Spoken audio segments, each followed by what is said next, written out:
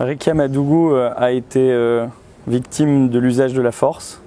Elle a été interpellée de force, elle a été incarcérée de force et aujourd'hui elle va être jugée de force.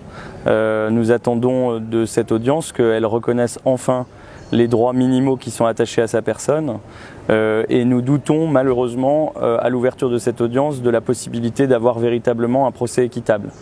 Je rappelle que la juridiction d'exception qui va la juger a condamné de nombreux opposants politiques à des peines extrêmement lourdes et qu'aujourd'hui, sur un dossier totalement vide de charges, elle risque de condamner Madame Madougou à une peine qui serait totalement disproportionnée et totalement injustifiée.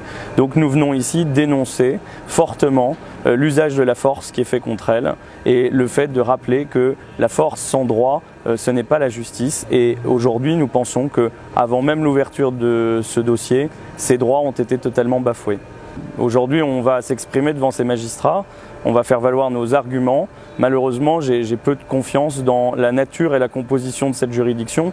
Je rappelle qu'elle ne présente pas, selon tous les observateurs internationaux, les gages d'une justice impartiale et indépendante. Donc c'est ce que nous allons leur dire, en espérant qu'ils arrêteront ce processus qui n'est pas un processus judiciaire, mais un processus exclusivement politique. C'est-à-dire que Madame Madougou a été interpellée uniquement parce qu'elle faisait valoir ses droits politiques à vouloir concourir à une élection présidentielle et c'est uniquement sur un caractère politique qu'elle est aujourd'hui incarcérée. C'est malheureusement ce qui est constaté depuis plusieurs années au Bénin. Le Bénin était une grande démocratie.